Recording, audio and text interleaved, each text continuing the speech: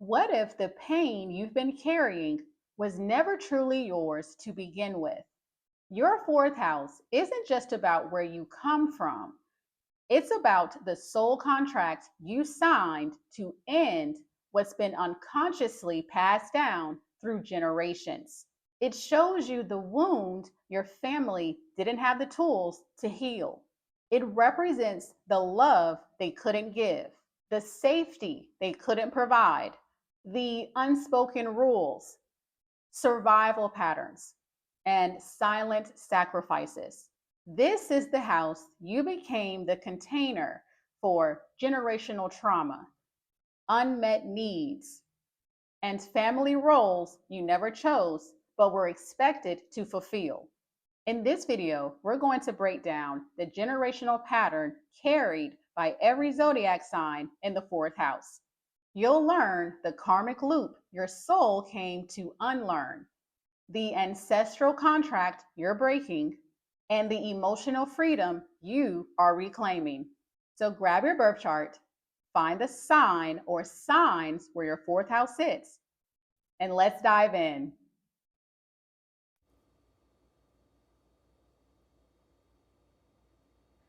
Aries in the fourth house reveals a soul born into a bloodline where emotional suppression, powerlessness, and survival instincts were passed down as normal.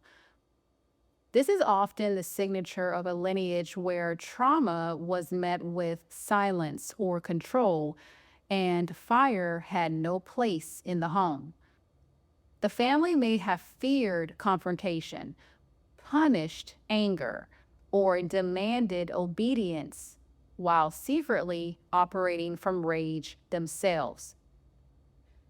But Aries here means you were born with fire in your bones. And that fire, it scared your family because they didn't know how to handle it or themselves. This placement holds a karmic contract to break the cycle of emotional submission and reclaim the right to take up space, even if it makes others uncomfortable. You are here to heal generations of muted voices, bottled rage, and emotional bypassing. The sole lesson with this placement is to stop abandoning your anger and start honoring it as sacred. To learn that fire is not destruction, it's purification. And to finally say, my emotions are not a threat, they are the truth. You inherited an emotional lineage where anger was dangerous, conflict meant rejection, and individuality was punished in the name of harmony. Whether overtly or covertly, your family taught you that strength equals silence, that being good meant being small, that to be loved, you had to be less you. This curse may have taken the form of generations of strong women who carried everyone's burdens but expressed none of their own. Fathers who dominated or disappeared. A maternal line that quietly swallowed its rage. A family legacy of generational burnout, unspoken resentments, or scapegoated children. Explosive environments that taught you to suppress to survive, or even emotional manipulation disguised as protection or keeping the peace. You may have been told you were too much from an early age, not because you were, but because your fire exposed the family's unprocessed grief. The inherited patterns that show up with this placement for you could be where you alternate between silence and explosion because no one taught you how to express anger safely. You may feel emotionally unsafe when asserting your needs. You may suppress your power until it leaks out as impatience, passive aggression, or burnout.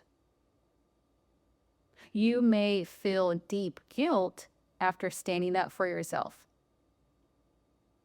You may avoid conflict at all costs, even if it means betraying your truth. You may find that you recreate family dynamics in love where you're either the attacker or the one being silenced. And you may feel like it's not safe to be fully me inside your own emotional world. Aries in the 4th house says, the fire didn't start with you, but it will transform through you. The first step to healing this placement is to unlearn the lie that anger equals unsafe. Start by acknowledging your suppressed rage. Let it be witnessed, not feared. Anger is not a problem. Repression is. Use your fire as fuel for clarity, not chaos. Next is to make peace with the part of you that's too much. Your intensity is not a flaw. It's your compass. Start embracing the boldness you were told to mute. The younger version of you who yelled, screamed, or refused to shrink, they were right. Next is to channel your fire into sacred action. Aries energy needs movement.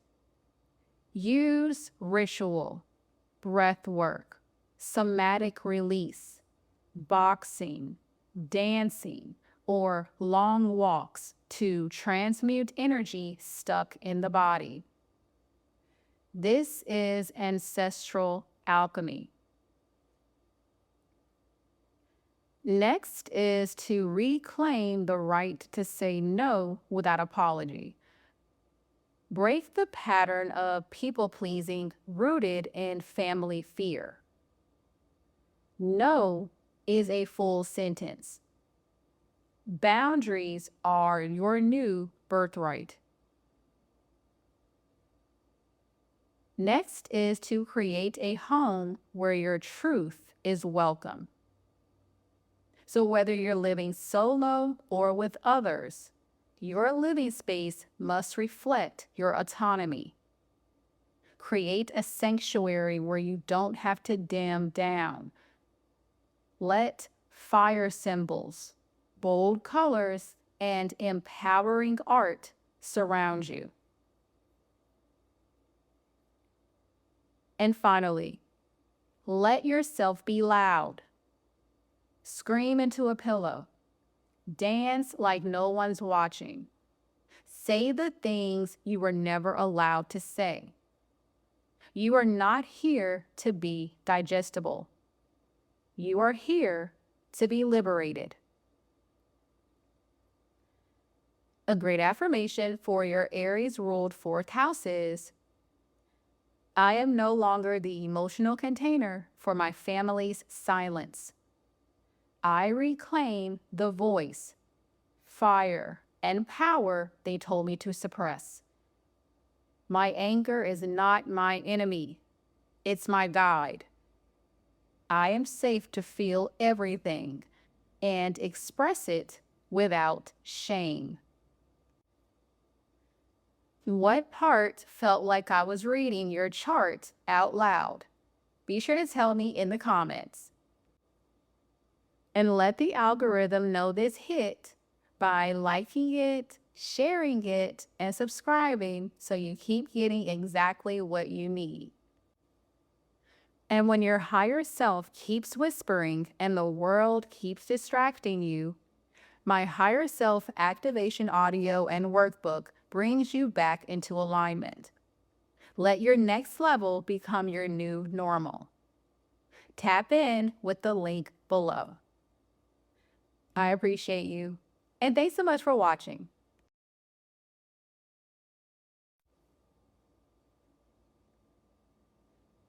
Taurus in the fourth house reveals a soul rooted in a bloodline that equated emotional safety with material stability, control, and self-containment. Your ancestors likely endured seasons of lack, emotional, physical, or financial, and taught the next generation to survive through structure, not softness. This placement speaks to a karmic contract of unlearning rigidity, scarcity thinking, and emotional stoicism passed down in the name of being responsible. You were raised in an energetic field that prized endurance over expression. The message was, don't break down. Hold it together. Stay strong, even if it means staying silent. But you incarnated to bring softness back to the root, to let the body exhale, to nourish instead of endure, to learn that safety doesn't come from holding on. It comes from letting go. Taurus here holds the frequency of building a new kind of home, one where nourishment is a birthright, not a luxury, where emotions are tended to like a garden, where your nervous system feels like home again. Your family system likely inherited an emotional blueprint that prized stability over sensitivity. They may have taught you that comfort comes from control, that emotions are impractical, or that rest must be earned. So this could look like generations of caretakers who gave materially but not emotionally. Suppression of emotional needs in favor of keeping the peace. Trauma around food, money, or physical safety. A lineage of doers and providers who were never allowed to just feel. An over-identification with responsibility and productivity as love. Or even women who held the home together but abandoned their own bodies to do it. The core pattern is emotions are a luxury, not a priority. So you learn to be fine, even when your body screamed otherwise. Now, this inherited pattern can show up in your life in a few different ways. So you may associate security with having your finances, body, or environment perfectly in control. You may stay in jobs, homes, or relationships that feel emotionally empty but safe. You may numb with food, overwork, or routines to soothe deeper emotional discomfort. You may struggle to rest unless you've earned it. You may ignore your intuition in favor of what feels practical. You crave emotional intimacy, but fear the instability it might bring. Or you may feel like if you slow down, everything will fall apart. Taurus in the fourth says, you don't need to hold it all together anymore. You need to let your soul rest. Now, the first step to achieving this is to redefine what safety means. Ask yourself, does safe mean emotionally alive or just predictable? Stop equating survival with success. True safety is when your body feels soft, not tense. Next is to create a home that feeds you. Taurus needs beauty, comfort, texture, and peace. Make your home a nervous system sanctuary. Think soft fabrics, candles, food made with intention, and music that helps you feel. Next is to release the need to prove stability. You are not your bank account.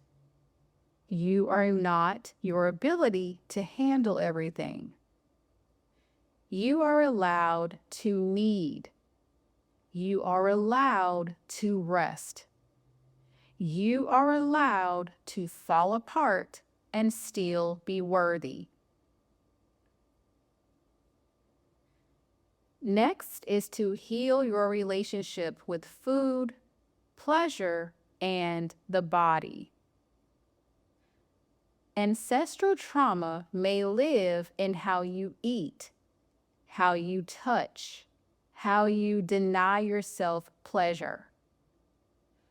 Reintroduce nourishment, not as a reward, but as a right.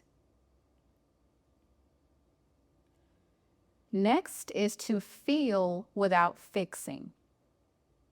Taurus wants to do something to feel better, but your medicine is to feel without rushing to fix. Cry, sit, breathe. Your presence is powerful enough. And finally, break the stillness equals stuck illusion. Stillness is sacred. Stopping doesn't mean failure. It means recalibration.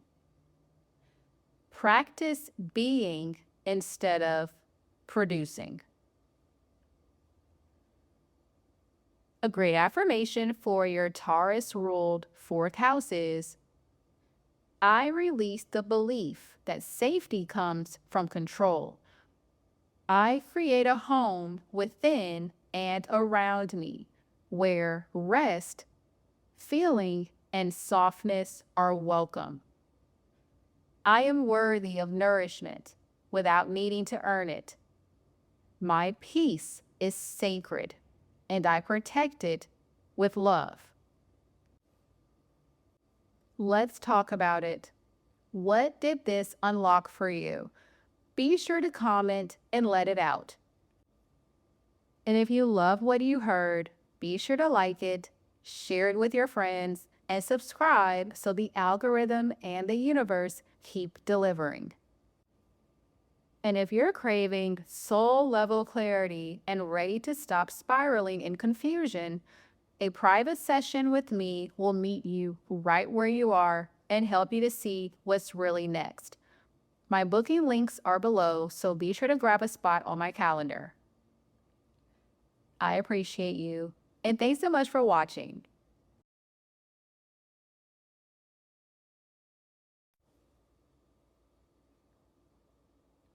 Gemini in the fourth house is the story of a soul born into a lineage where emotions were explained, but not felt. This placement carries the frequency of the smart family, the ones who knew how to function, distract, rationalize, or perform, but not necessarily how to emotionally connect. You incarnated into a karmic loop of mental survival mechanisms, emotional bypassing, talking in circles, minimizing big feelings with small talk, or keeping everything light to avoid depth. In this family system, pain was something to analyze, not integrate. You were likely the child who picked up on everyone else's tension but was told, "You're too sensitive," or "You're overthinking." You became the decoder of moods, the diffuser of chaos, the one who kept the peace with a smile and a clever remark. But your soul came here with a different mission: to turn emotional noise into truth, to break the cycle of denial disguised as logic, to speak what was never allowed to be said, to alchemize pain into poetry. Your fourth house in Gemini is not just about your upbringing. It's the contract you made to heal the mind-heart split in your ancestral line. You inherited a home environment rooted in mental stimulation, but emotional fragmentation. The adults may have been quick-witted, well-read, articulate, but unwilling or unable to hold emotional depth. This often manifests as generations of avoidance through conversation, sarcasm, or distraction. Emotional suppression in favor of logic, reason, or intellect. Cycles of gossip, triangulation, or passive aggressiveness instead of direct communication. Inconsistent or unpredictable caregivers who prioritized mental presence over emotional safety. Families who talked at each other instead of listening to one another. Emotional pain turned into jokes, diversions, or intellectual superiority. The result is a bloodline that knew how to speak, but not how to be heard. Now, this inherited pattern can show up in your life in a few different ways. So you may find that you intellectualize your feelings instead of letting yourself feel them. You talk about your pain without fully processing it. You keep everything light in relationships, even when your heart is heavy. You over-explain your needs instead of simply expressing them. You crave deep connection, but often stay surface level out of self-protection. You second-guess your emotions or feel like you're being dramatic. You use busyness, humor, or endless thinking to avoid emotional stillness. Your nervous system may crave connection, but your mind might fear what will surface if you stop moving. To begin to heal this placement, the first step is to speak the truth your lineage silenced. Healing begins when you use your voice, not to perform, but to witness what was never spoken in your family. So whether through journaling, voice notes, or storytelling, your gift is articulation. But this time, let it be in service of the soul. Speak about the betrayals, the inconsistencies, the longing for closeness. Say what your inner child needed to hear. Say what your ancestors never could. Next is to give yourself permission to feel without filtering. You were taught to talk about feelings rather than to feel them. Now it's time to give your nervous system the chance to slow down. Let yourself cry without explaining why. Let anger rise without intellectualizing it. Let your sadness be seen without needing to justify it. Healing comes when you stop editing your emotions and start honoring their full spectrum. Next is to break the loop of over-talking and under-feeling. When you're triggered, your instinct may be to go into analysis mode, explaining, overthinking, even joking your way around pain. Interrupt this loop. Instead, pause and ask, what emotion is underneath this story I'm telling? Build the muscle of noticing when you're narrating instead of feeling.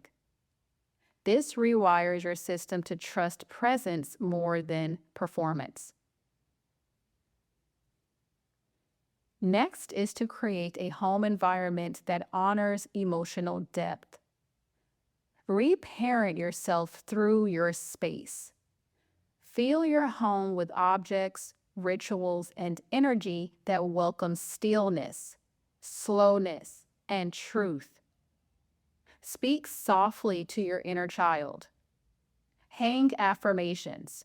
Write letters to your ancestors. Create family altars or memory jars that give voice to those who were emotionally muted. Turn your home into the sanctuary your nervous system never had. Next is to rebuild emotional intimacy through conscious communication. Practice being vulnerable without wrapping it in a story.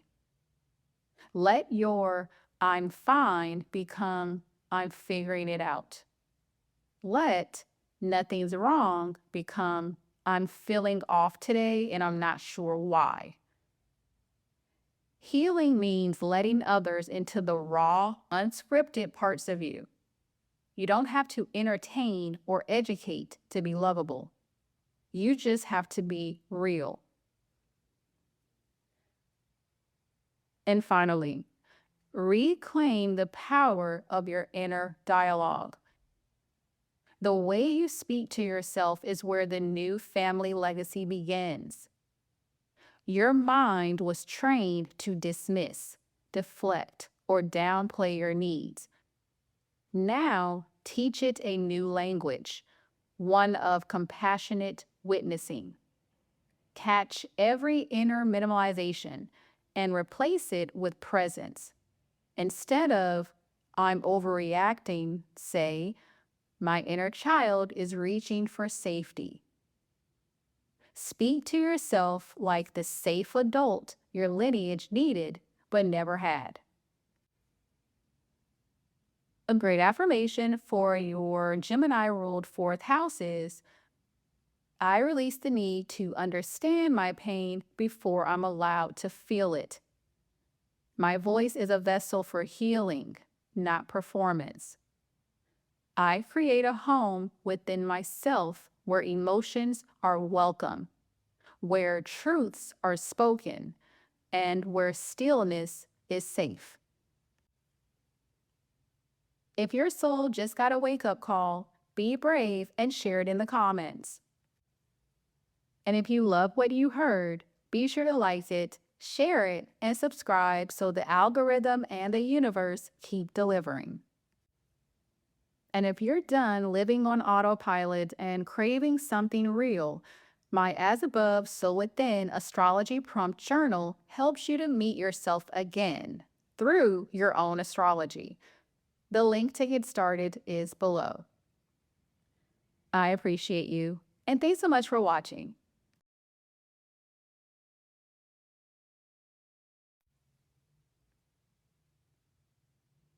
Cancer in the 4th house is a sacred emotional contract.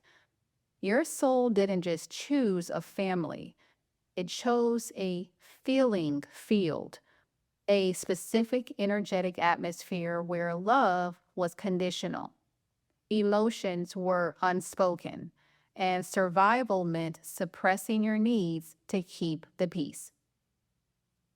You incarnated into this lineage to restore the missing feeling of safety, not just for yourself, but for everyone who came before you. This placement makes you the emotional nucleus of the family system. Whether you were the peacemaker, the caretaker, the sensitive child, or the one who always felt too much, you absorbed more than just your own pain. You inherited their entire unprocessed archive. This is not a coincidence. You came here with the cellular wisdom to alchemize emotional patterns, to feel what your ancestors were too afraid to feel, and to become the safe space that never existed before you. This placement whispers, you were born to make home feel different this time.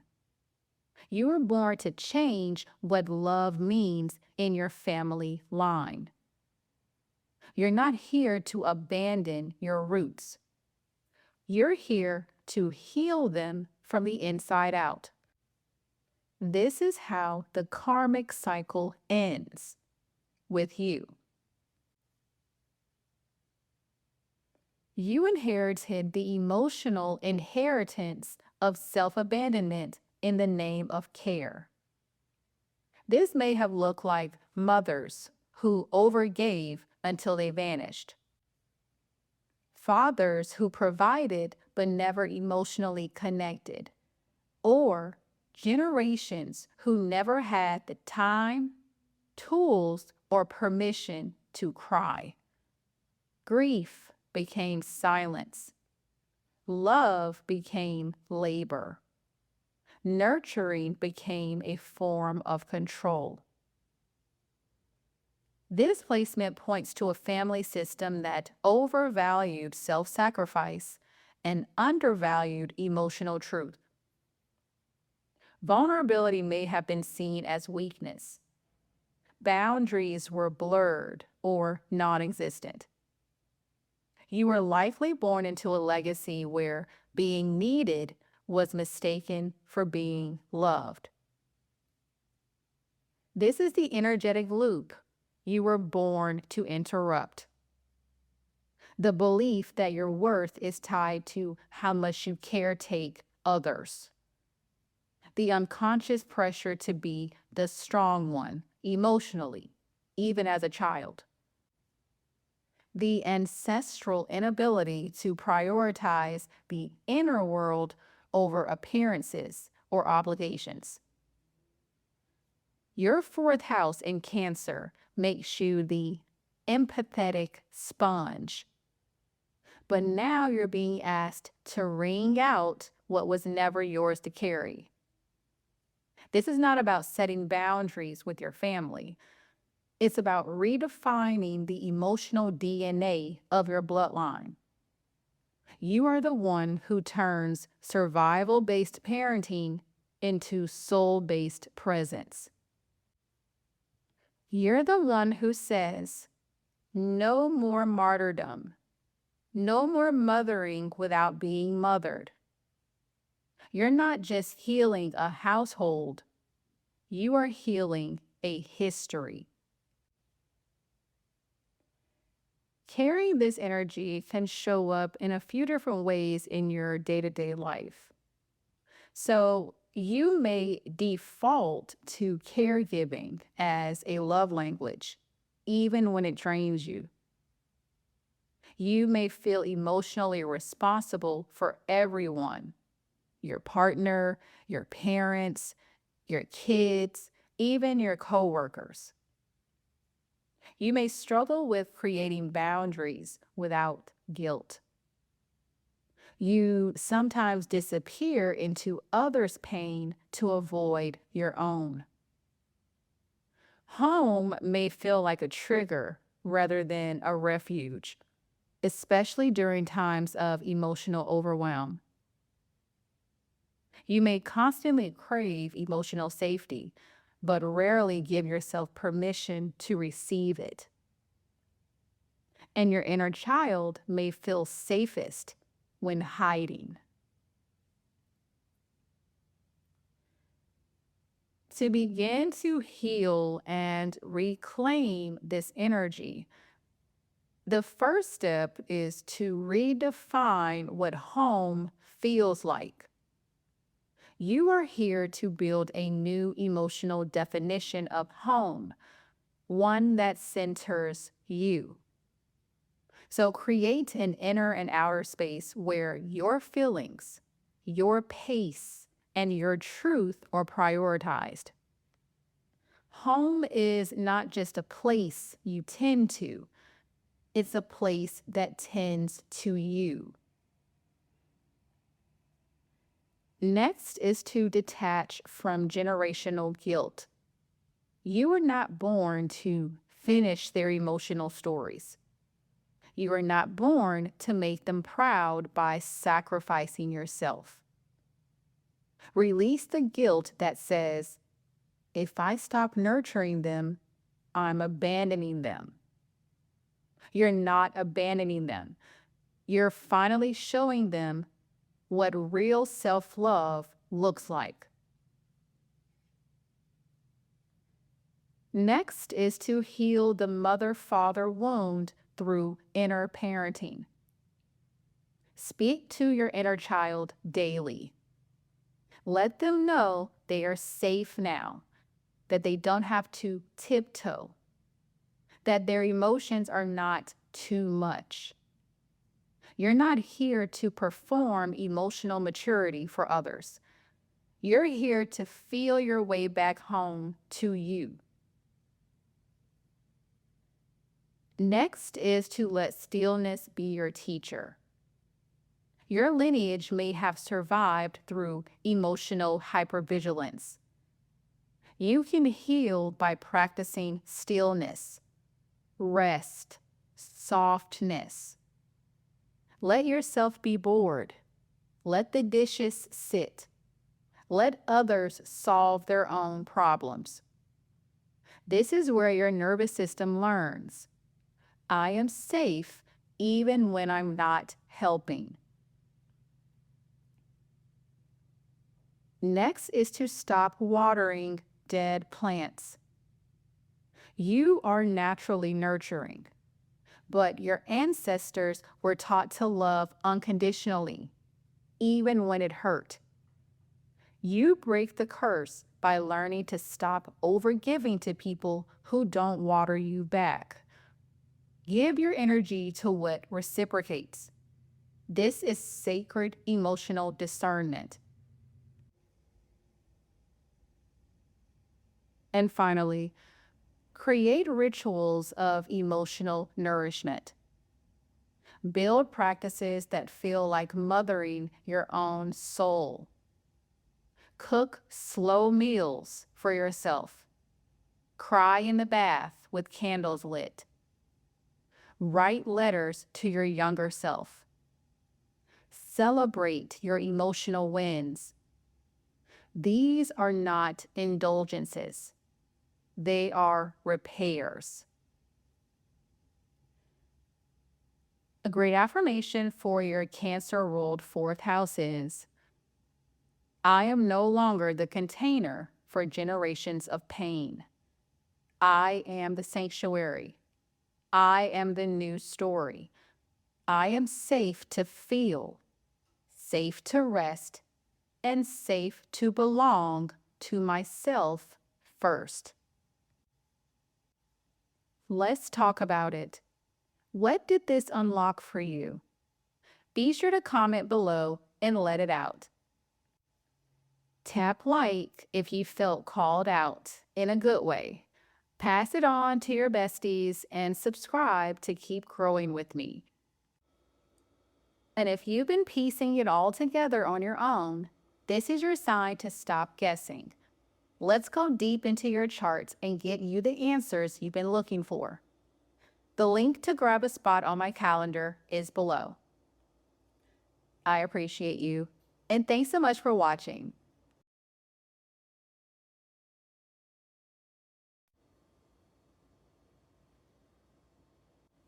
With Leo in the fourth house, you were born into a family system where love was earned, not received, where warmth existed, but only on the surface, attached to performance, pride, or image. In this lifetime, your soul chose to incarnate into a bloodline where individuality had to serve the collective, where standing out was allowed, but only if it made the family look good. Your fourth house in Leo reveals a karmic contract to break the cycle of conditional affection, legacy pressure, and the trauma of emotional performance. You are here to rewrite the narrative that says you are worthy because of what you do, and transform it into you are worthy because of who you are.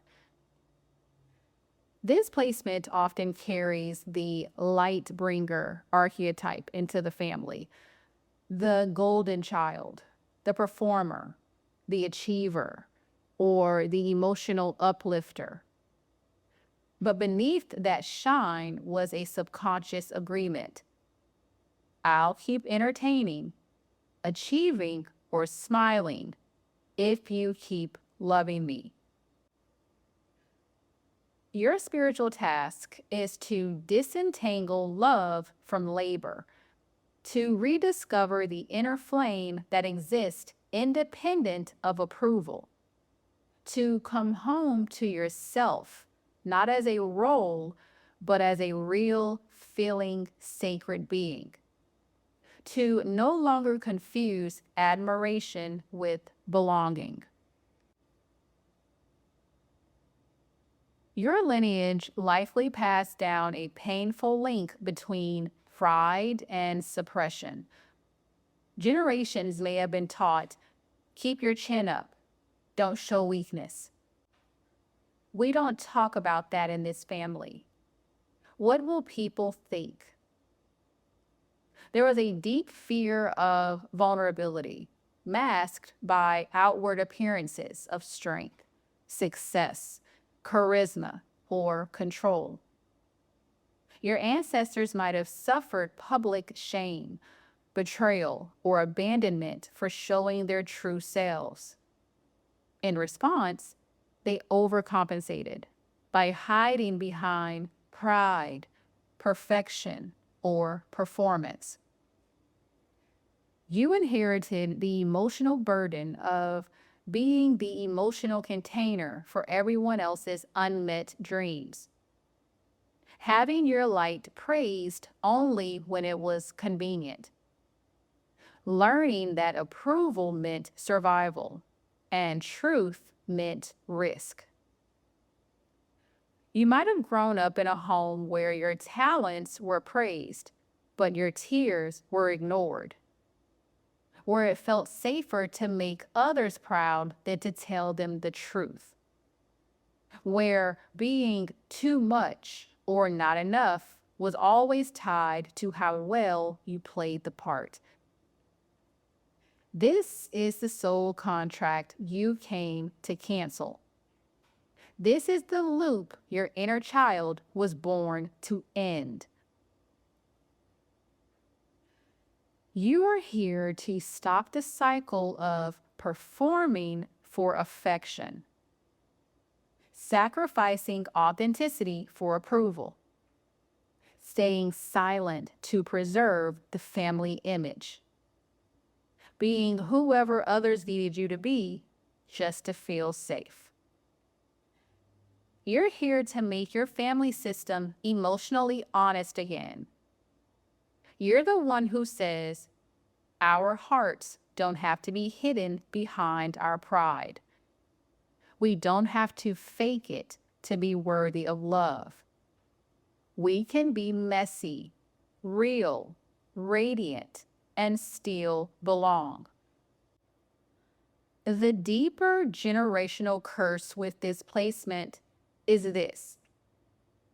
Your ancestors didn't feel safe to be loved as themselves, so they wore masks. And when you started removing yours, the system got scared. But you didn't come here to stay in costume. You came here to bring your soul back home. Now, this placement often shows up as chronic pressure to succeed or make your family proud. Fear of disappointing others by being too real. Hiding pain behind a smile. Being the strong one, the funny one, the golden one, even when you're hurting. Deep confusion around self-worth when you're not achieving or being praised. You may also feel like your inner child is locked inside a glass box, visible but untouchable. Like people love the idea of you, but not the reality of you.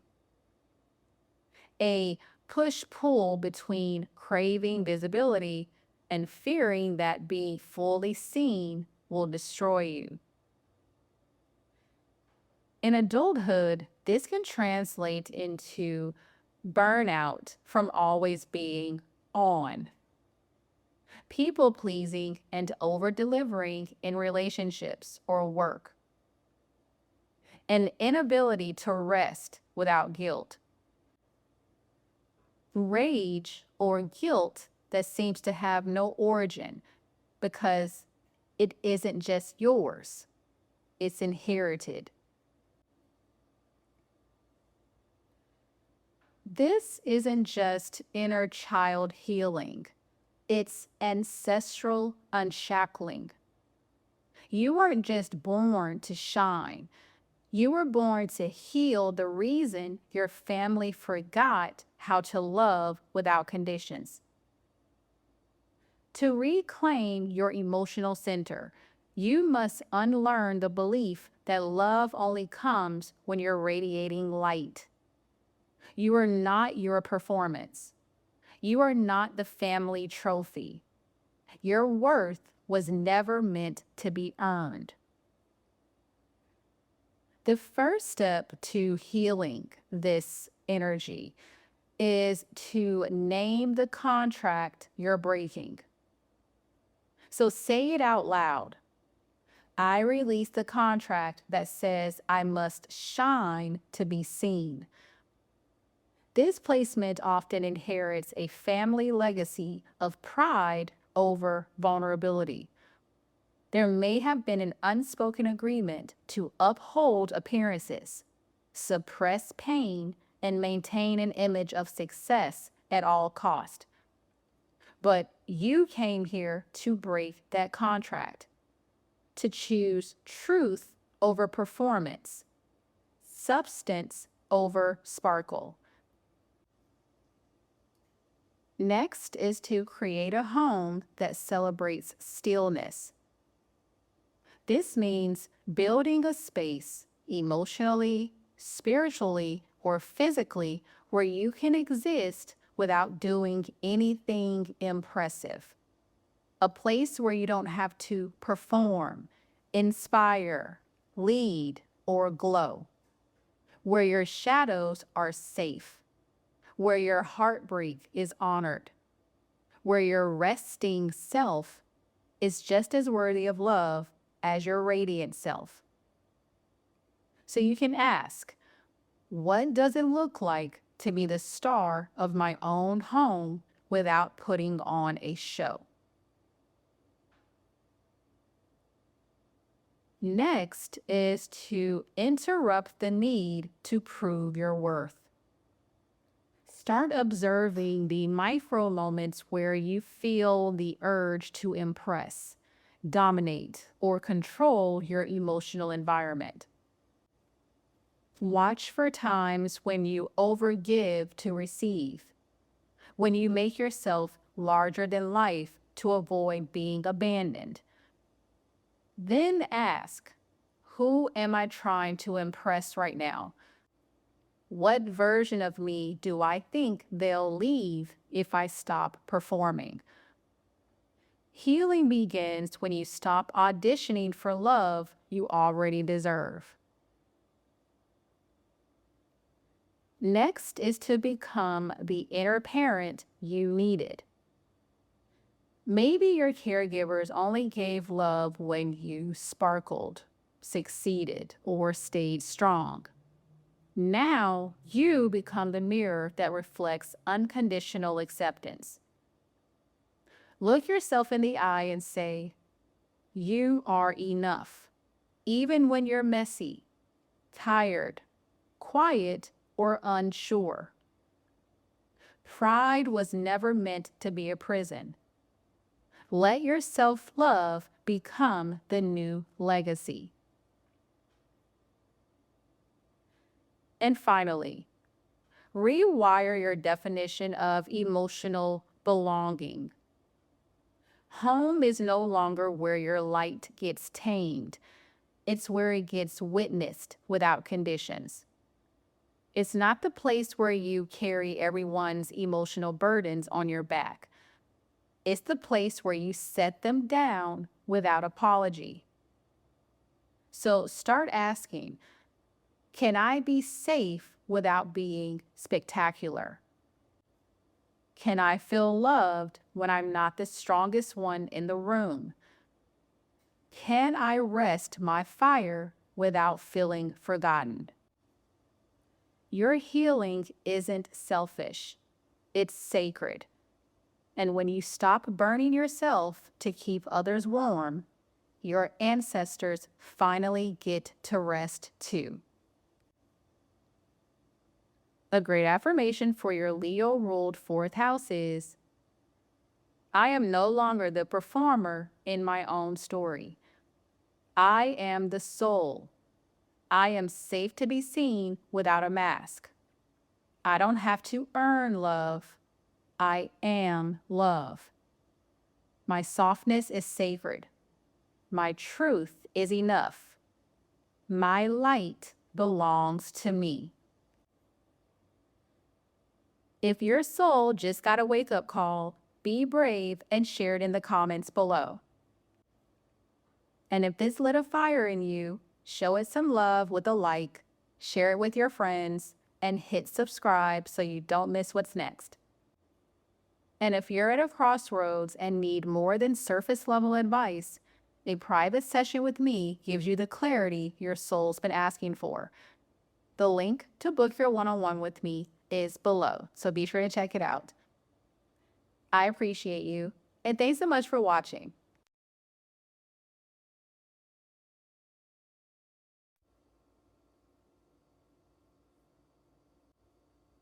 With Virgo in the fourth house, your soul chose to be born into an emotional environment where love and approval may have been tied to productivity, responsibility, or flawlessness.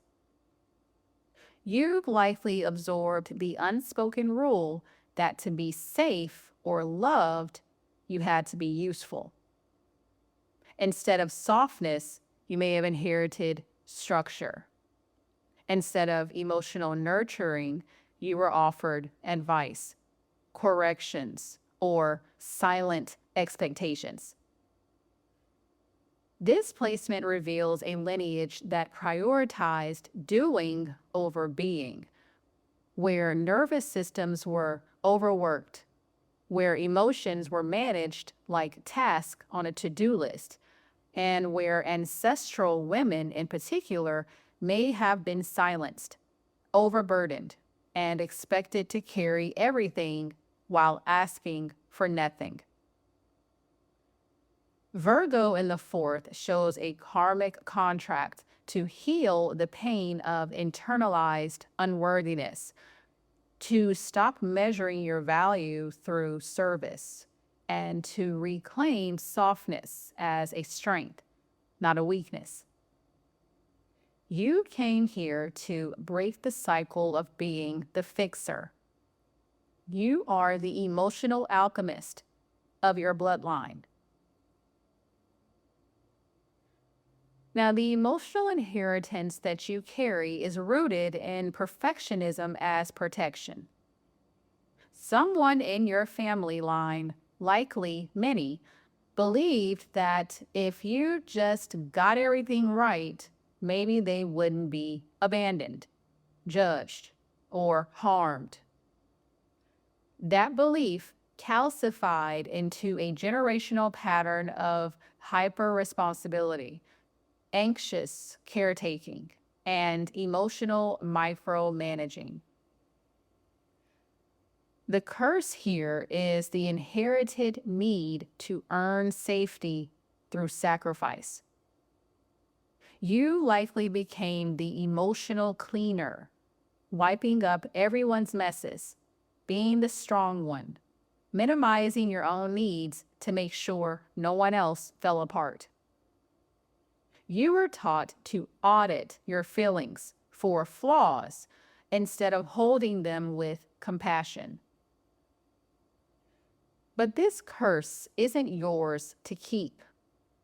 It was never yours to begin with. Your chart reveals you are the one who came to end the cycle of overfunctioning and begin the cycle of self-honoring. You may deeply fear being too much or not enough, constantly vacillating between overthinking your emotions and avoiding them altogether. You might struggle to rest without guilt, to express messiness without shame, or to let yourself receive support without justifying why you deserve it. In relationships, you might unconsciously attract people who lean on you, but don't see you.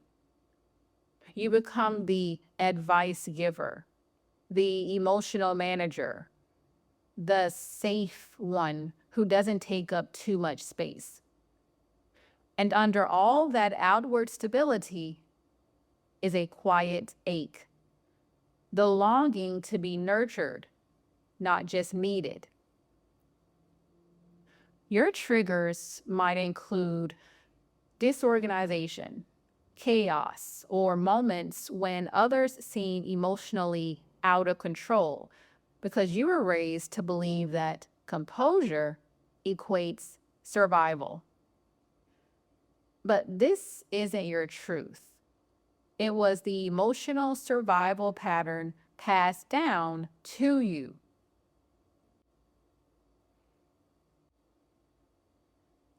You are not here to be the regulator of everyone else's chaos.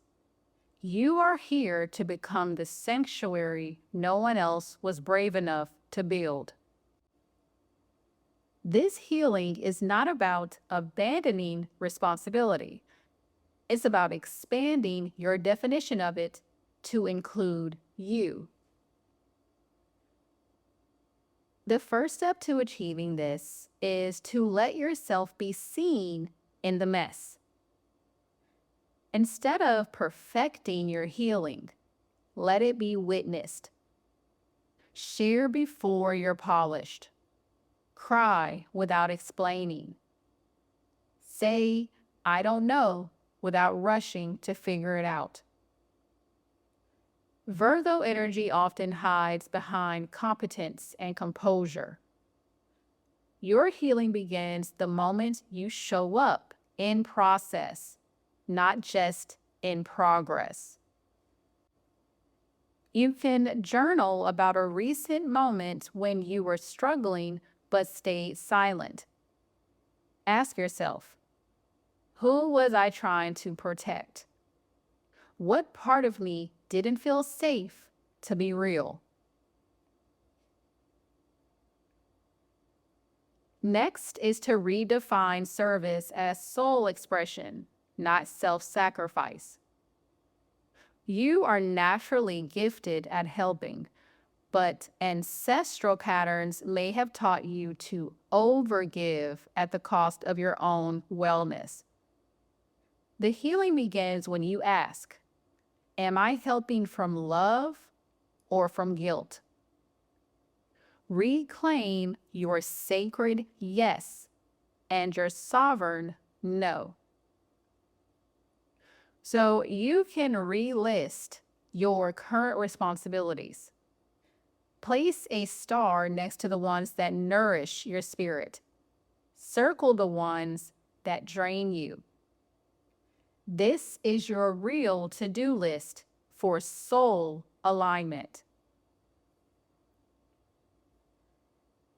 Next is to reparent the inner child who is expected to be the adult.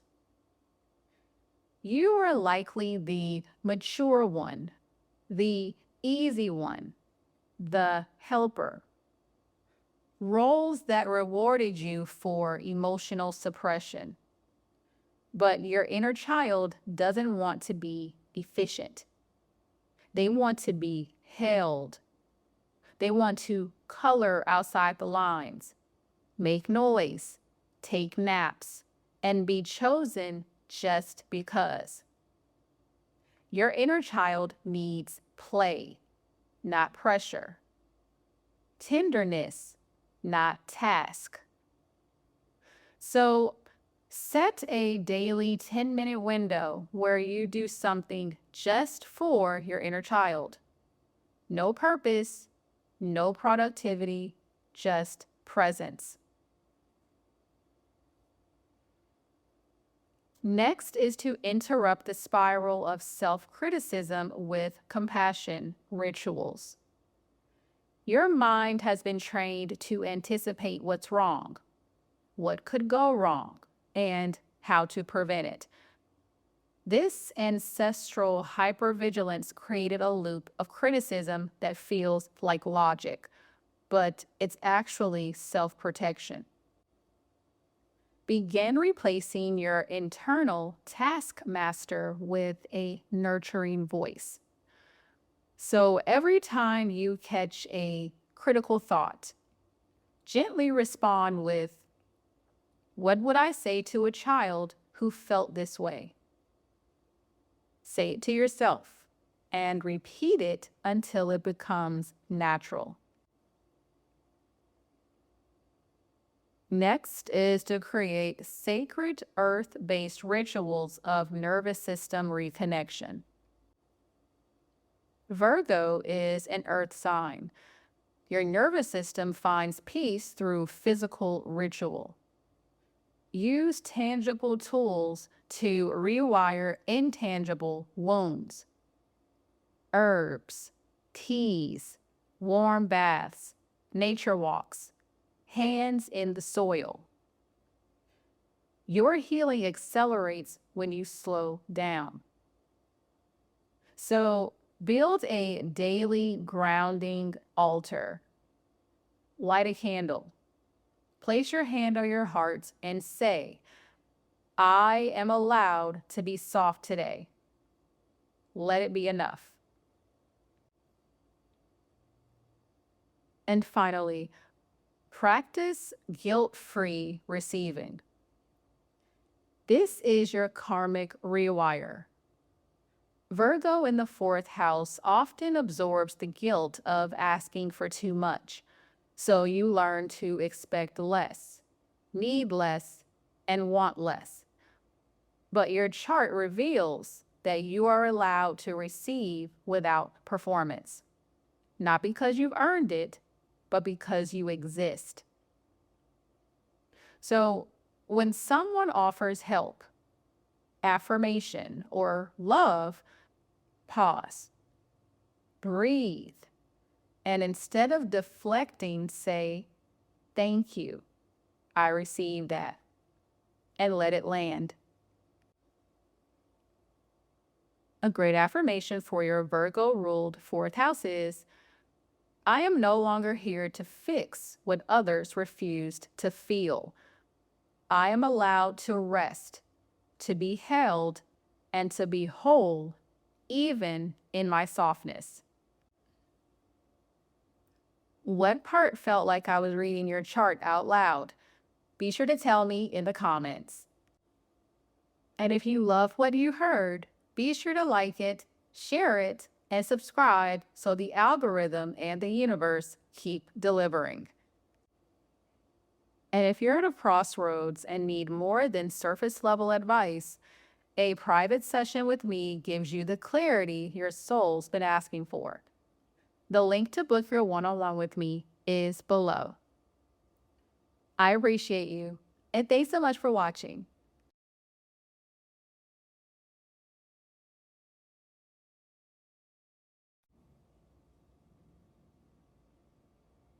With Libra in your fourth house, you incarnated into a lineage where emotional balance was maintained through avoidance, and love was entangled with performance. The home you came from may have looked together on the outside, polite, well-mannered, even beautiful. But underneath, there was often an invisible tension, a refusal to confront discomfort, name truths, or fully feel pain. This is a bloodline where relational survival depended on emotional suppression. Conflict wasn't just uncomfortable, it was dangerous to the family's sense of control or image. You may descend from caregivers or ancestors who endured deep emotional betrayal, abandonment, or relational instability, but learned to mask it with charm, routine, or denial. They believe that if everything appeared fine, maybe it would become fine. You've likely inherited the role of the emotional harmonizer, the one who could read the room, sense subtle shifts in tone, and quickly adjust to keep others from unraveling. You were trained to keep it light, to avoid heavy emotions, and to value fairness over emotional truth. But in doing so, your own needs may have been buried beneath everyone else's expectations. What was passed down to you wasn't just a preference for peace. It was a deeply ingrained fear of emotional disruption. A fear that being too much, needing too much, or disrupting the flow would cause disconnection. This is how emotional self-abandonment became a survival mechanism, not just for you, but for the generations before you.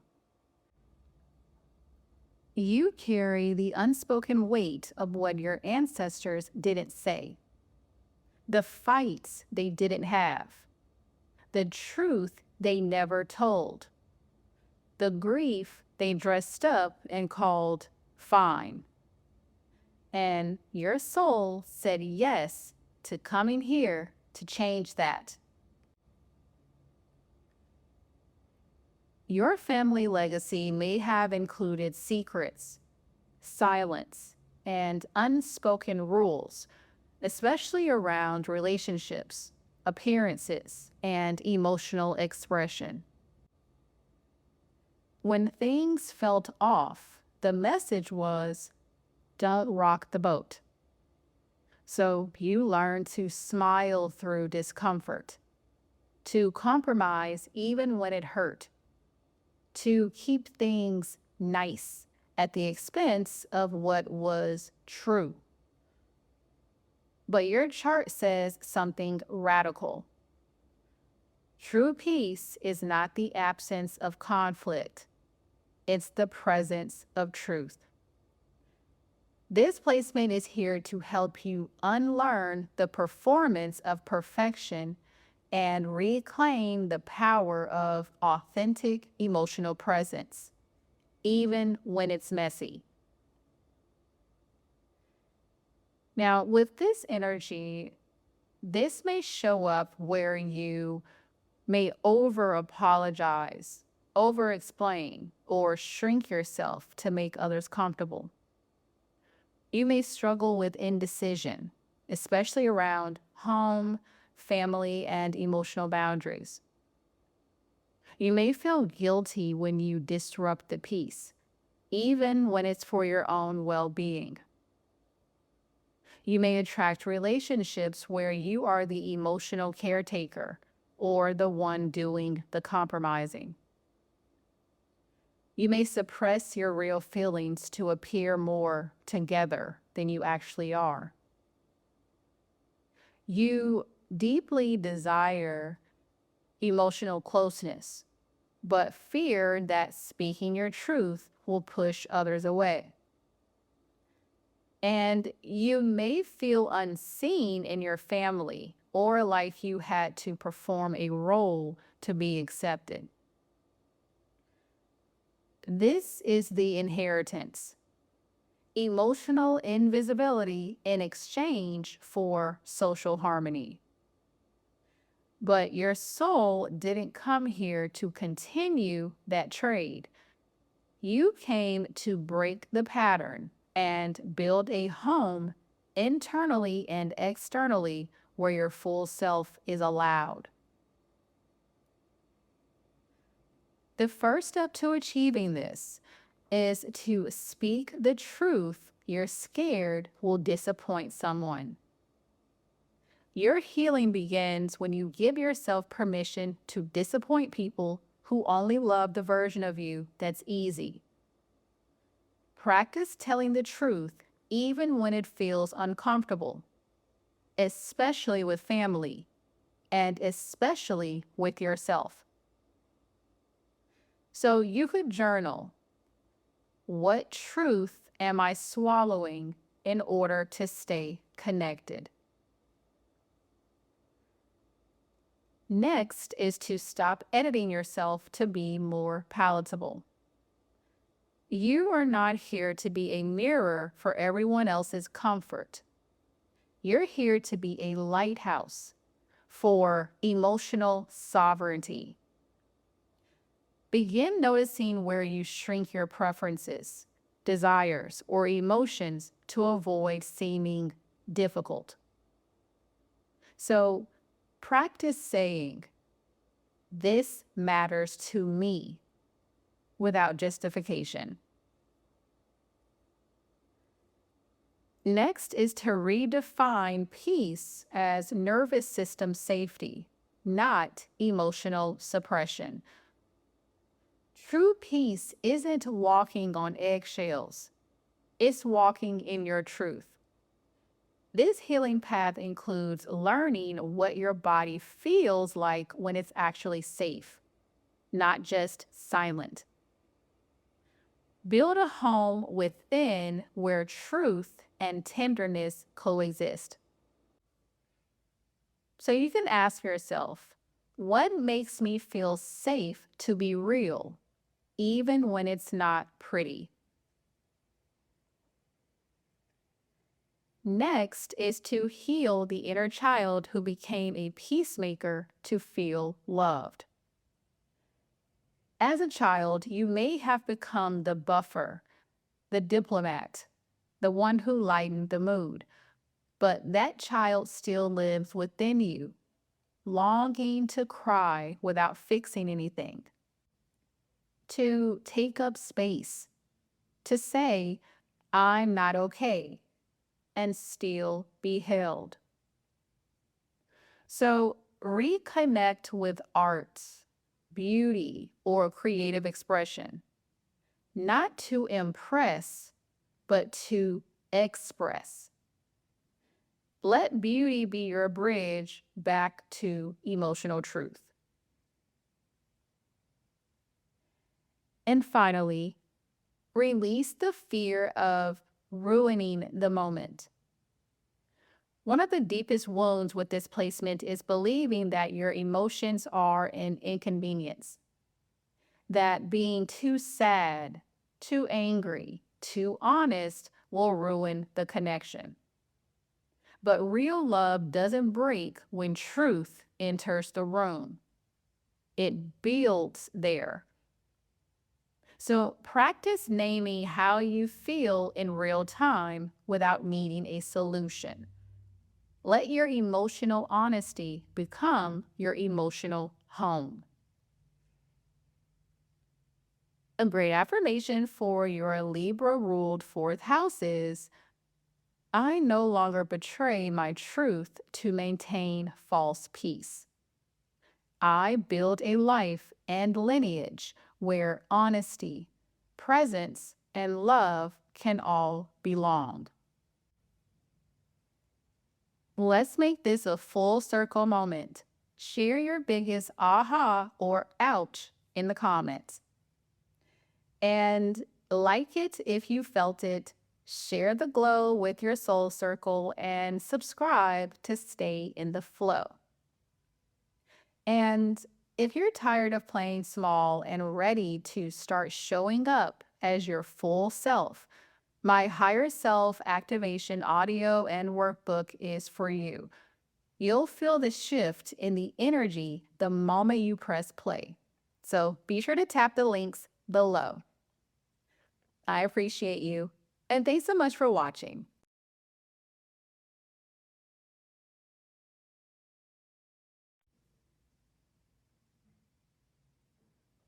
When Scorpio governs your fourth house, your soul chose to incarnate into a lineage marked by secrecy, emotional intensity, and deep psychological undercurrents. This isn't the kind of family karma you talk about openly. It's the kind that lives in shadows, locked drawers, and stories that never got told. It's ancestral pain that became psychic silence. Emotional trauma that was metabolized through control, suppression, or shame. Your fourth house in Scorpio reveals the depth of emotional intelligence and resilience you came to master. Not because your childhood made it easy, but because your soul saw the pattern and said, I can hold this. I can transmute this. This house is the emotional underworld of your lineage. You may have come from a family that has survived betrayals, losses, power struggles, and emotional abandonment. Somewhere in your bloodline, emotional truth became too dangerous to face head on, so it got buried. But it didn't disappear. It became yours to feel, yours to heal, and yours to fully alchemize. Scorpio in the fourth says, you were born to hold the emotion that your family never felt safe enough to feel, and to transform it into power. The curse that you came to break is the pattern of emotional repression masked as strength. In your family, emotions may have been punished, ignored, or weaponized. Vulnerability wasn't modeled as intimacy, it was framed as weakness. This taught generations to protect themselves through control, secrecy, or silence. So you likely inherited the belief that to be safe, you must be emotionally armored. That if you don't talk about the pain, it won't consume you. But that's a lie Scorpio energy knows too well. What you suppress grows stronger in the shadows. Your ancestors may have survived trauma through stoicism, but you're here to evolve that into emotional wisdom, to feel without drowning, to trust without controlling, and to share without fearing collapse. You may carry the echo of betrayals that weren't yours, the grief of a grandparent who lost someone and never spoke of it, the rage of a parent who never felt heard. But you came to break the cycle of emotional suppression and soul entrapment. Now, this Scorpio energy in the fourth house can show up in a few different ways. So you may feel like you were emotionally left alone, even if people were physically present. Family may have felt emotionally manipulative, intense, or fear-based, even if unintentionally. You may have learned early on that secrets were currency, and trust was not to be given easily. Your inner world might feel stormy, even if you appear calm on the outside. You may fear emotional dependence, yet crave deep emotional merging, creating a push-pull dynamic in your close relationships. You may be prone to emotional power struggles, especially in the home, because safety equates control in your nervous system.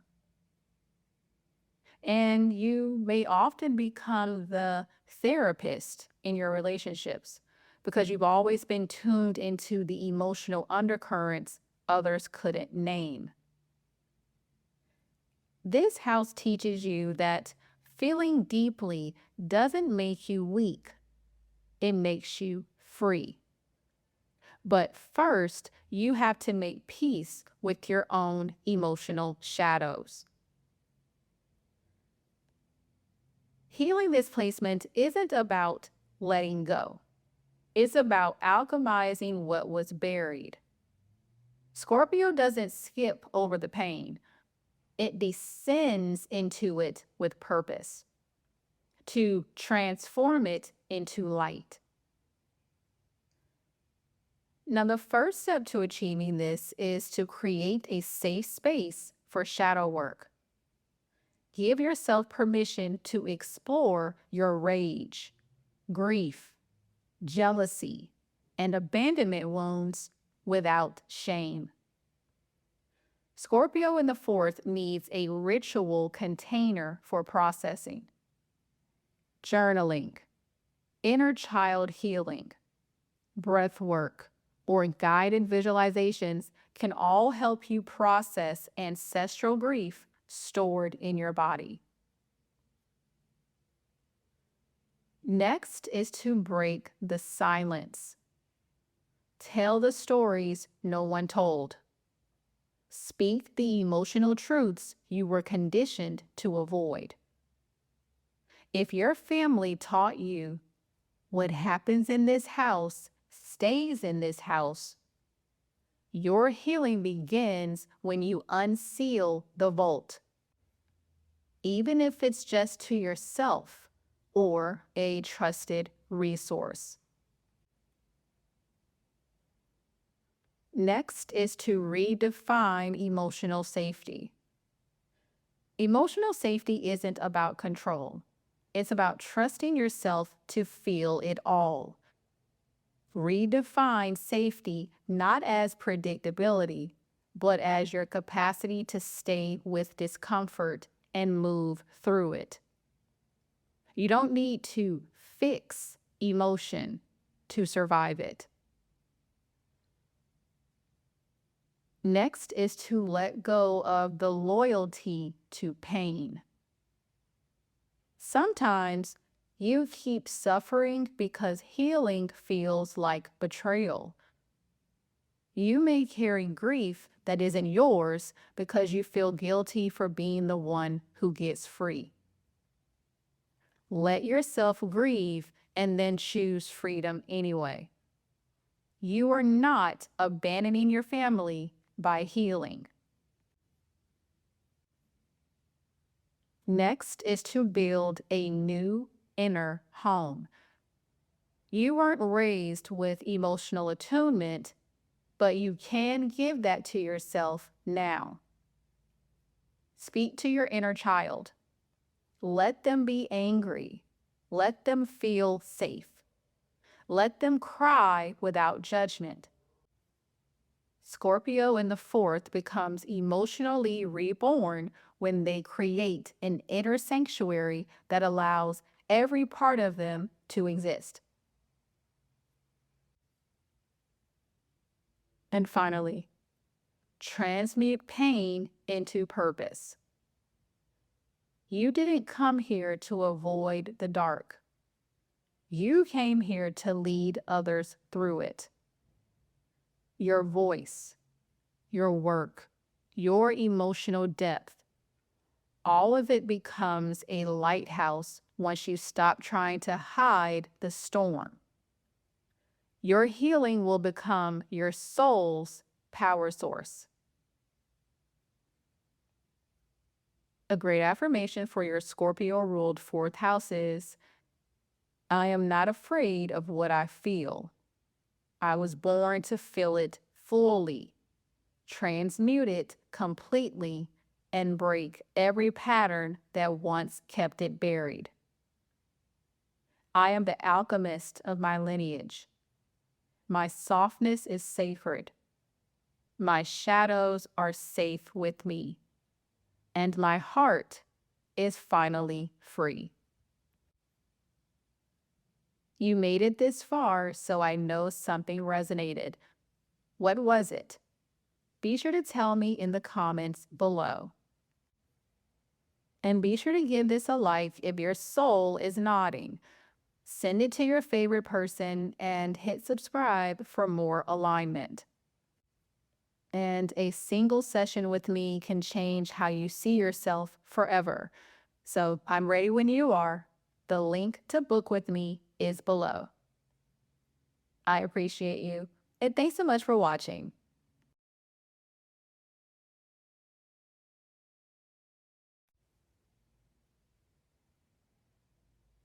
When Sagittarius rules your fourth house, your soul chose a lineage that believed in survival through certainty. Whether that certainty came from religion, tradition, culture, or control, it became the foundation your family clung to, and you were born to question it. This placement speaks to an ancestral line where curiosity was shut down. Belief systems were enforced rather than explored, and freedom was feared instead of embraced. The home may have carried a dogmatic tone. This is how it is. Don't ask questions. Don't rock the boat. But your soul said, I will rock it. I will burn the boat if I have to, because we deserve to be free. You were born into a karmic contract that tied emotional safety to ideological loyalty. And you came here to rewrite the script, not with rebellion alone, but with spiritual expansion, truth seeking, and radical honesty. Sagittarius in the fourth house isn't just about where you came from. It's about the emotional borders you were told not to cross and your divine permission to cross them anyway. You inherited a generational curse of limited truth, a family belief system that became a cage rather than a compass. Whether it was cultural expectations, religious rigidity, fear of what people will think, or the suppression of dreams in the name of practicality. Your roots were shaped by stories that kept things small to feel safe. In your bloodline, safety may have come from staying in line, respecting tradition, not asking too many questions. Your family's emotional blueprint was built on what should be believed, not what was truly felt. You may have ancestors who gave up on freedom to do the right thing, who sacrificed passion for predictability, who passed down emotional codes like, don't dream too big, stay in your place. That's not how we do things in this family. But you were born to expand the emotional ceiling, to ask the hard questions, to see further than they ever could, and forgive them for not seeing more. Now, this energy of Sagittarius in your fourth house can show up in a few different ways in your life. So you may feel emotionally torn between your need for freedom and your guilt for abandoning home or family values.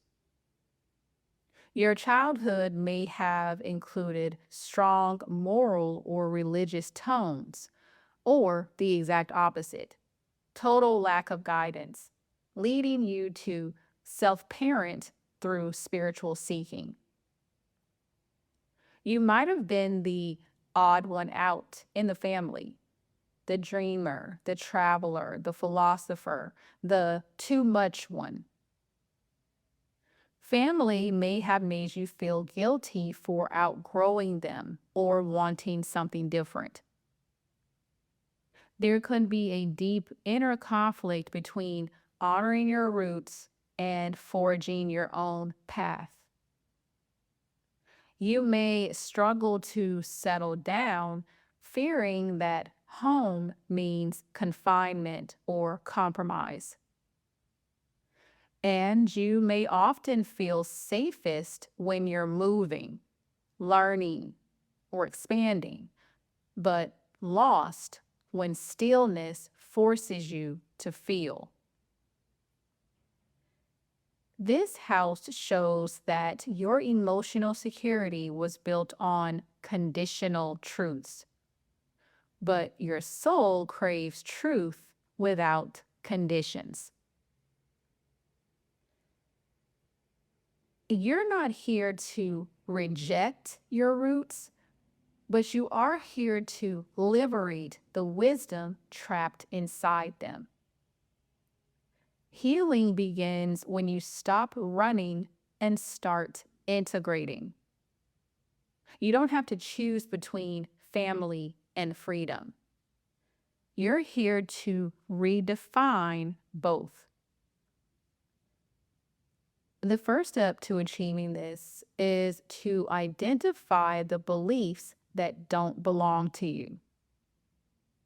Journal about the core beliefs you inherited from your family and ask, Is this mine, or was it passed down to keep me safe in their world? Sagittarius in the fourth heals by separating truth from programming. Next is to give yourself permission to want more. You are allowed to crave more than survival, more than tradition, more than being grateful for what you were given. Your soul came to explore emotional landscapes your family never dared to touch. Next is to make peace with outgrowing the old story. Healing doesn't mean rejecting your family. It means understanding the story they told wasn't the whole story. You are the chapter that finally brings the emotional plot twist your lineage needed. Next is to rebuild a home rooted in exploration. Your version of home doesn't have to look like anyone else's. Maybe it's a cabin in the woods. Maybe it's a spiritual community. Maybe it's your own body, mind, and intuition. But reclaim your right to define emotional safety on your terms. Next is to use travel and study as emotional alchemy. For you, physical and intellectual exploration is emotional medicine. So let travel, philosophy, or spiritual study be the bridge between your past and your healing. And finally, practice forgiveness for those who stayed small. They didn't mean to limit you. They thought they were keeping you safe. But you know better now, and you can set them free by setting yourself free. A great affirmation for your Sagittarius ruled fourth house is, I am not here to shrink to fit the mold I was born into. I am here to break the mold. I trust my truth. I honor my soul's curiosity. I am rewriting the emotional blueprint for those who came before and those who will come after. Okay, be honest. What part did you not want to hear but needed to? Be sure to share it with me below. And if this lit a fire in you, show it some love with a like, share it with your soul tribe, and hit subscribe so you don't miss what's next. And if you've been saying, I just need someone to help me make sense of it all, I got you. A private session with me goes deep into your chart and brings it all into focus. My booking link is right below. I appreciate you, and thanks so much for watching.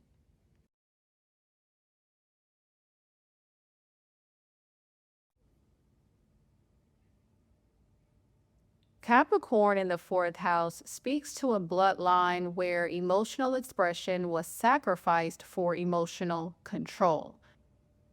Your ancestors likely lived through hard, unforgiving circumstances that required structure, endurance, and self-denial just to survive. Over time, that survival mode became emotional programming. Discipline over softness, duty over desire, control over comfort. But this wasn't just about emotional suppression. It was a karmic contract built around proving your worth through responsibility. In this family line, love may have looked like providing. Approval was earned through performance. Vulnerability was weakness. Childhood may not have felt like childhood. You were born into this generational code, but your soul came to rewrite it, to give softness a place at the table, to unlearn the belief that rest must be earned, to stop equating love with labor. Capricorn in the fourth house is here to teach us emotional safety does not have to come at the cost of your softness. You inherited a lineage of emotional burden bearing. The generational curse of this placement is the belief that if you don't hold it all together, everything will fall apart. And this didn't start with you. This is the story of ancestors who were forced to grow up too fast, had no room to feel because they had to function, who equated success with safety and safety with silence, and who learned to suppress their own needs to protect the structure of the family.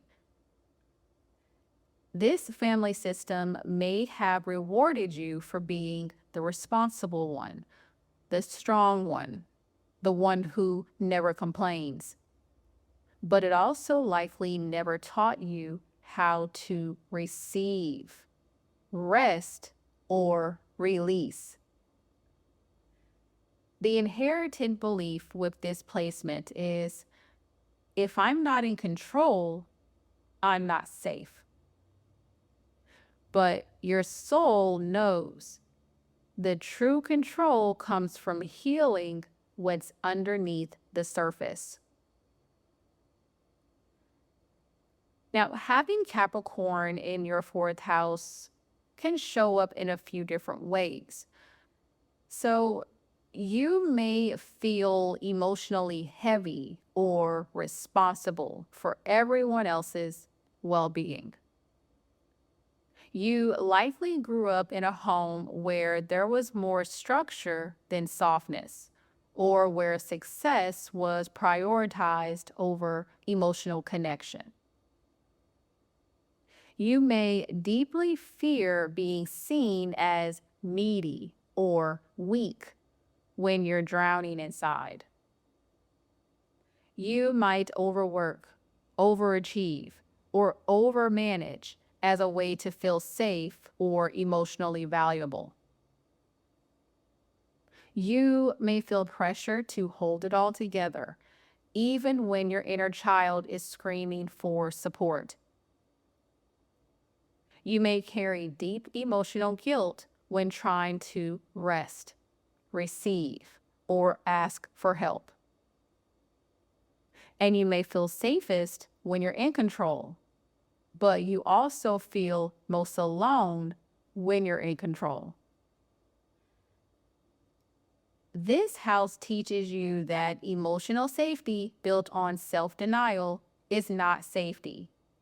It's self-erasure.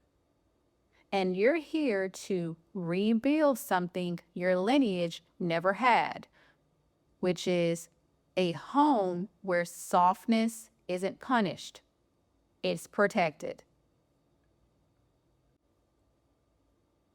Healing your fourth house in Capricorn means releasing the need to earn your right to feel. You're not here to be the emotional CEO of your family. You are here to be the one who breaks the cycle of survival mode and introduces the frequency of emotional sustainability. The first step to achieving this is to validate your inner child's quiet grief. Let yourself mourn the childhood you didn't get to fully experience, the softness that wasn't modeled, the safety that came with strings attached. You are allowed to grieve structure without love. Next is to redefine what makes you safe. Is it really control, or is it connection? Is it productivity, or is it presence? Your healing begins when you realize you don't have to earn your worth through exhaustion. Next is to learn to trust emotional stillness. The Capricorn fourth house fears what happens when we slow down. But in the stillness is where you meet the part of you that was buried beneath the performance. Let rest become your ritual. Next is to release the guilt of letting go. You are not betraying your family by choosing softness. You are honoring them by refusing to keep living under the emotional weight they never had the tools to lift. Next is to create a new definition of home. Build an inner sanctuary where success isn't about outcomes, but about how deeply you feel safe being. So whether it's a ritual, a physical space, or an emotional boundary, you get to define home as a place where your needs are not an inconvenience. And finally, practice emotional receiving. Let someone show up for you. Let yourself fall apart. Let yourself be helped, held, and human. Healing comes when you allow yourself to be supported, not just depended on. A great affirmation for your Capricorn-ruled fourth house is, I release the belief that love must be earned. I am safe in my softness. I am worthy of rest, of care, of unshakable emotional peace. I honor my family by ending the cycle of emotional burden and building a home within that holds me too. If your soul just got a wake-up call, be brave and share it in the comments. And be sure to hit like if your chart feels seen. Send it to someone who needs this clarity, and subscribe for your next cosmic reality check. And when the same patterns keep repeating, it's not random. It's written. A one-on-one chart session with me helps you decode the messages your soul has been trying to send you. All of my links are below. I appreciate you, and thanks so much for watching.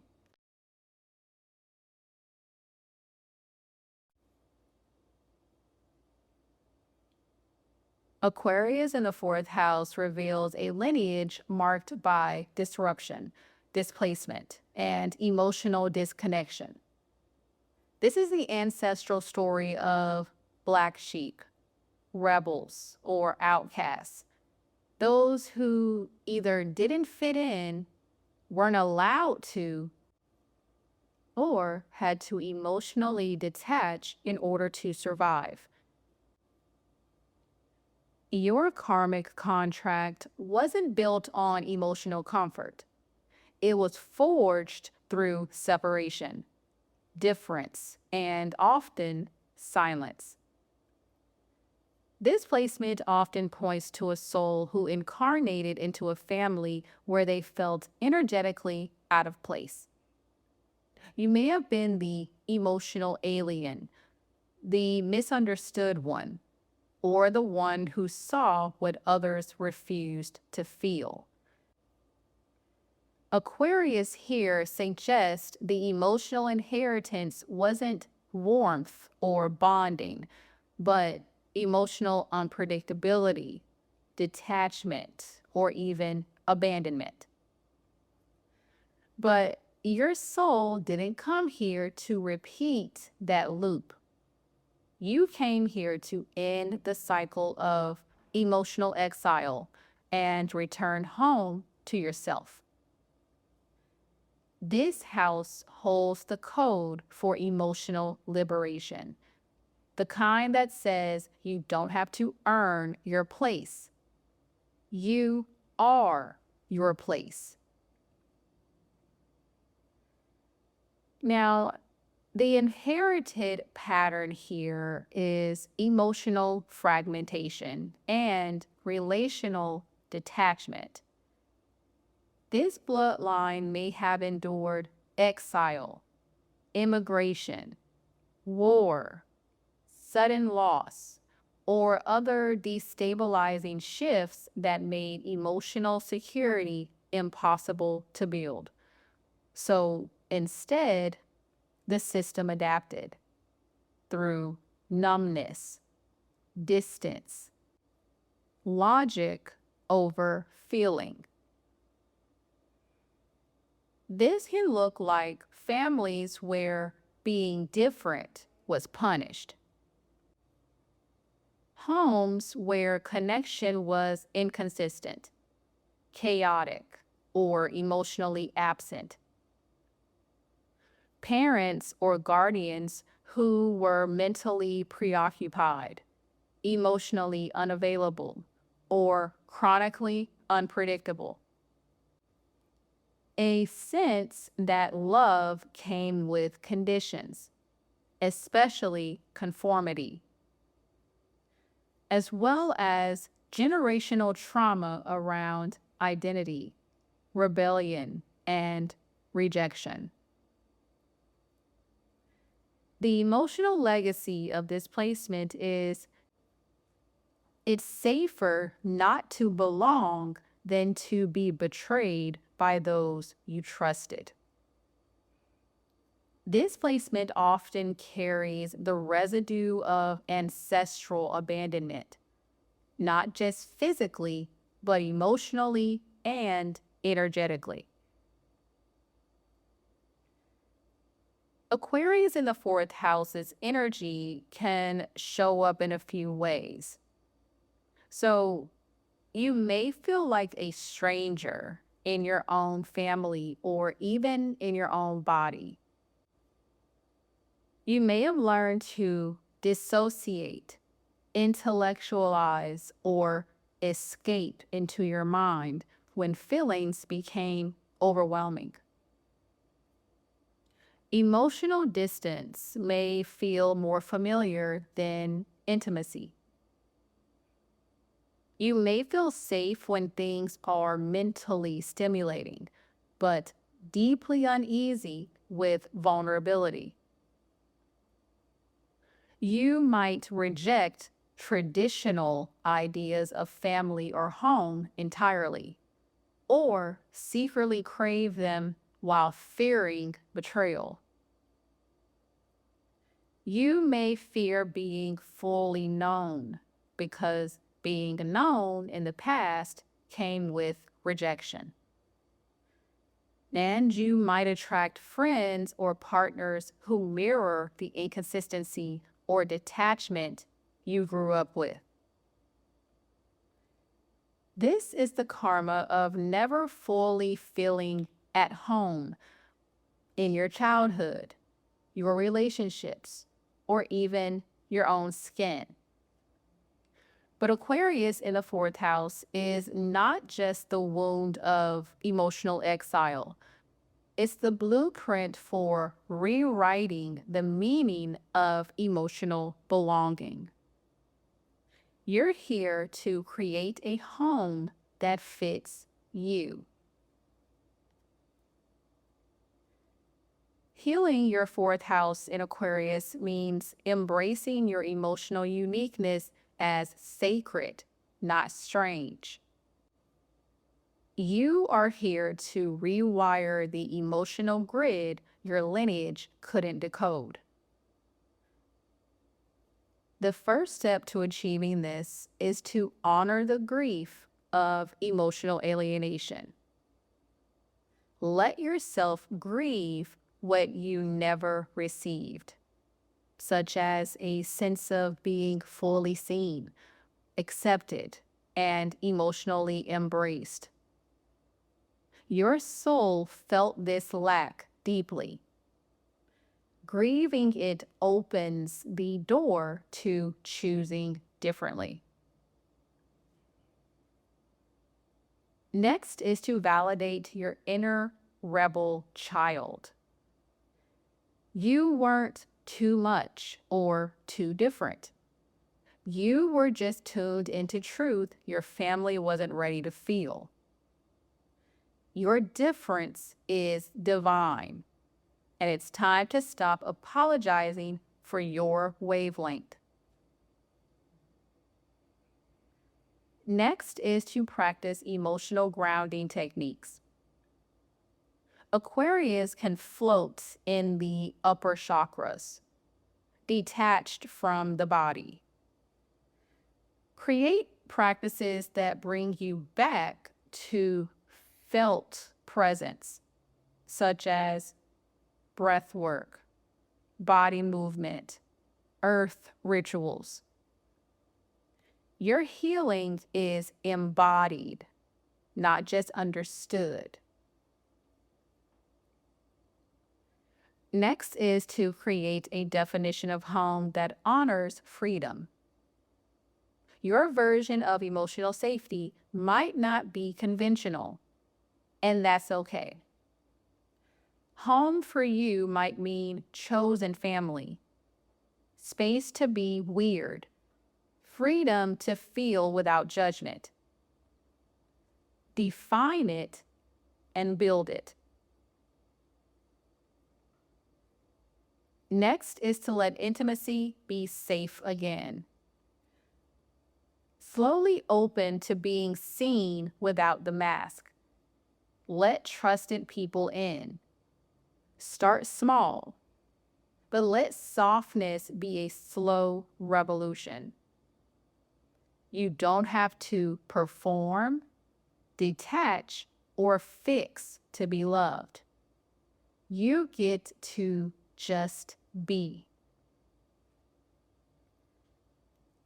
And finally, rewire the nervous system around belonging. Practice receiving love without fear of rejection. Practice staying present with emotional closeness. Teach your system that safety doesn't require distance. Your future isn't your family's emotional past. A great affirmation for your Aquarius-ruled fourth house is, I release the story that I must change to belong. I am safe in my uniqueness. I create a home within myself where all parts of me are welcome. I end the cycle of emotional exile and choose connection that honors my soul. All right, your turn. Be sure to let me know what part called you out the most and drop it in the comments. And if you love what you heard, be sure to like it, share it, and subscribe so the algorithm and the universe keep delivering. And if you've been asking, who even am I anymore? My As Above, So Within journal is your mirror, helping you decode your chart and get honest about what you truly want. So be sure to tap the link below to begin. I appreciate you, and thanks so much for watching.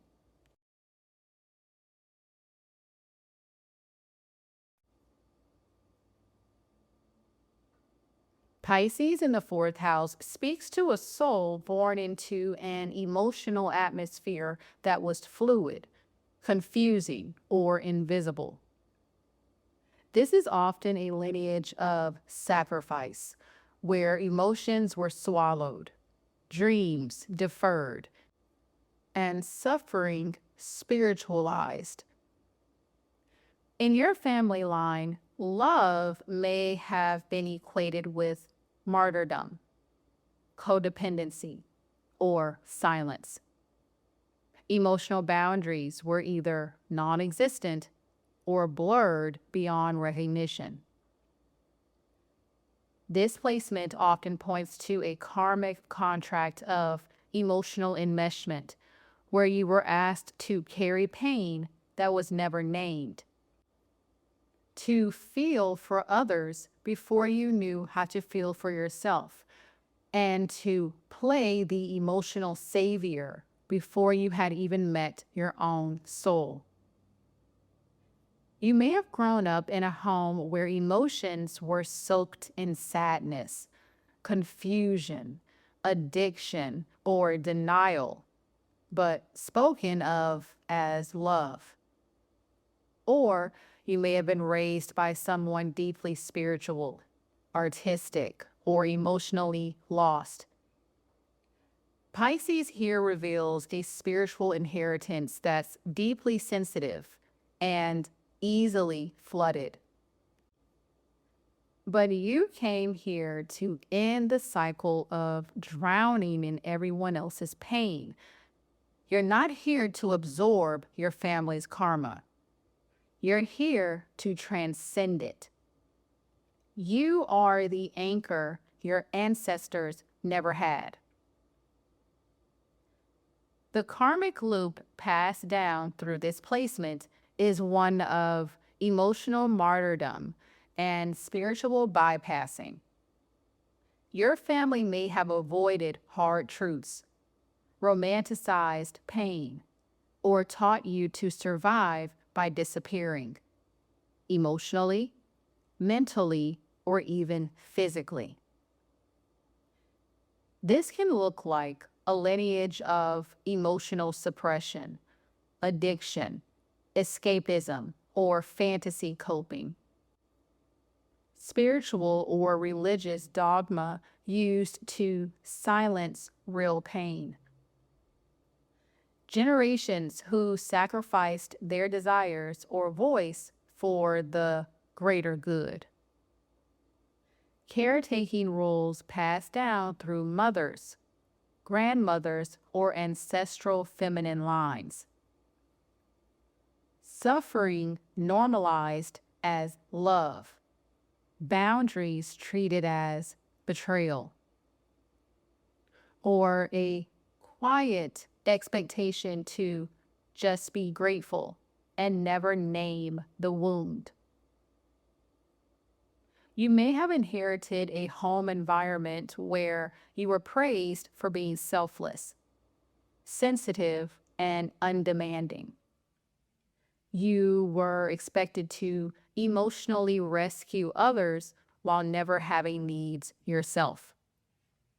And you may have been told, it's not that bad, when your intuition screamed that it was. This is the emotional inheritance of dissolution, where selfhood was dissolved in the name of love.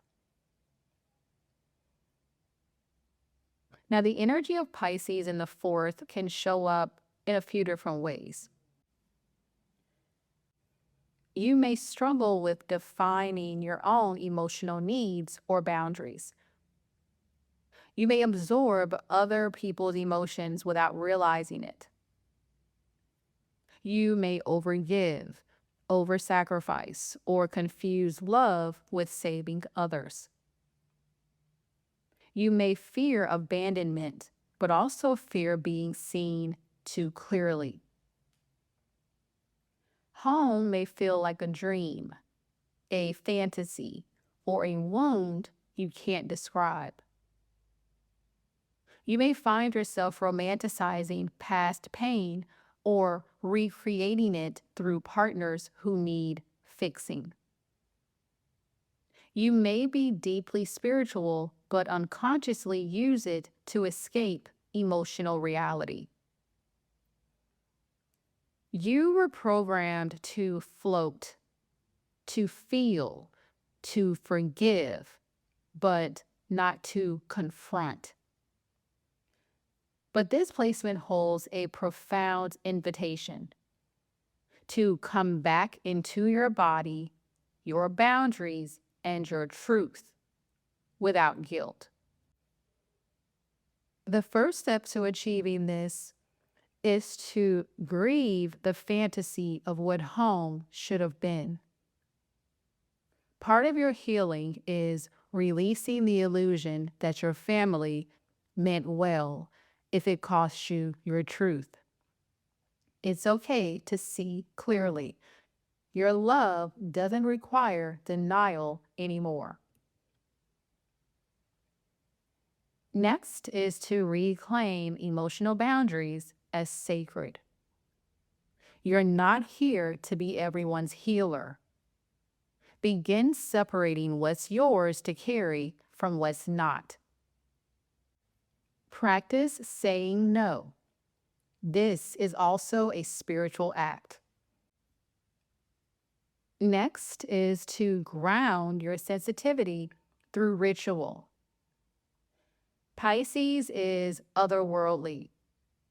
To heal, you need anchoring practices.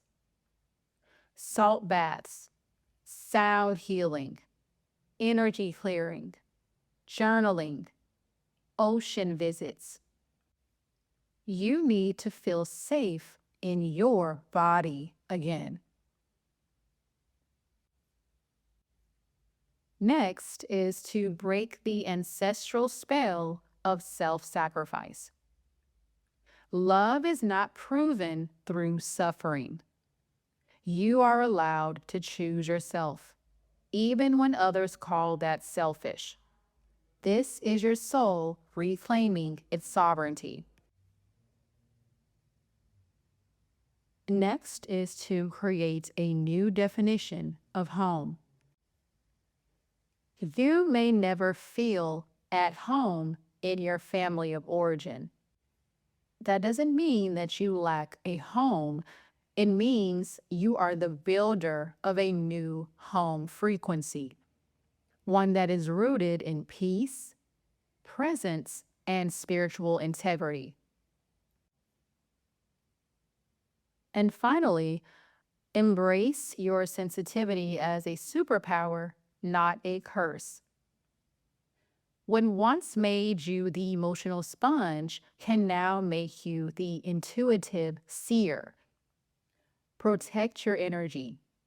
Use it with discernment.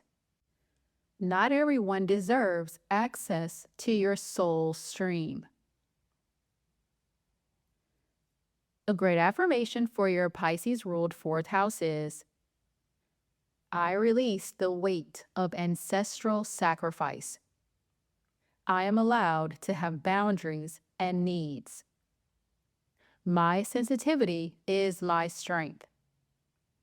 I build a new legacy where love doesn't hurt, and I am safe to feel everything without losing myself. Let's talk about it. What did this unlock for you?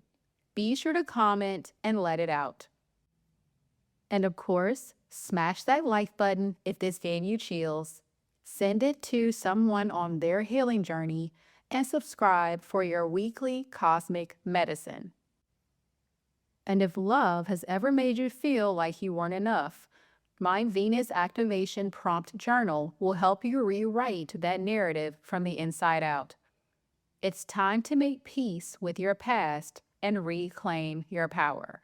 So be sure to check it out. The links are below. I appreciate you, and thanks so much for watching.